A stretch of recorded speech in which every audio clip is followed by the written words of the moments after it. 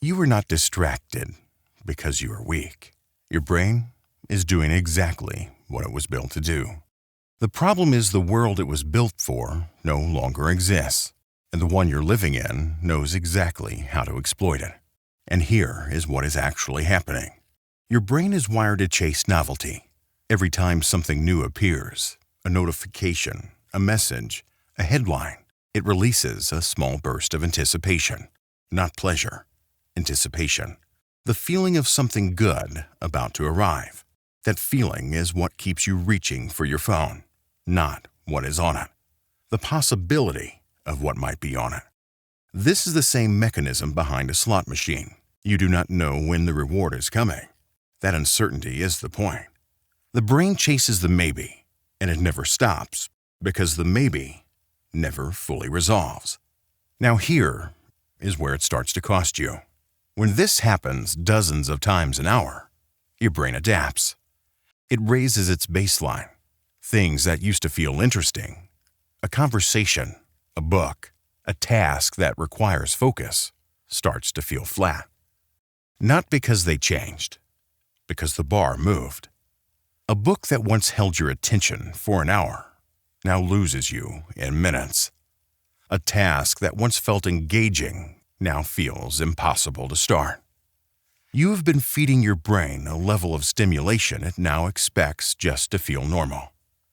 Anything below that level registers as nothing. This is not a personal failure. This is what happens to every brain in this environment. The wiring has always been there. The exploitation of it is new. And most people have no idea it is happening. They just notice that everything feels harder than it used to. So what actually changes it? Not willpower. Willpower tries to resist the pull after it has already started. By then, the brain has already decided. You are already mid-reach for the phone when the conscious mind has a say. What works is lowering the bar before the pull ever begins. A boring break does this. Not a walk with a podcast. Not checking messages quickly, just nothing. Sitting, looking out a window, letting the brain settle into its own quiet. It feels uncomfortable at first because the brain is used to constant input. That discomfort is the signal. The bar is dropping. When you return to work after genuine boredom, the work feels different. Not easier in effort, more rewarding in feel.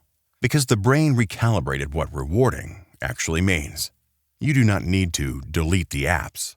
You do not need a complicated system. You just need to give your brain regular gaps, real ones, where nothing is competing for its attention. 10 minutes of nothing before you start work. A lunch break without a screen. An evening where the phone charges in the other room. Small gaps, repeated consistently. The bar drops. The focus returns. The things that started to feel flat, the conversation, the book, the work, start to register again. Your brain was not broken by distraction. It was trained by it. And it can be retrained, not through force, but something far simpler. Give it that. Boredom, quiet, space. Give it that, and it will do the rest.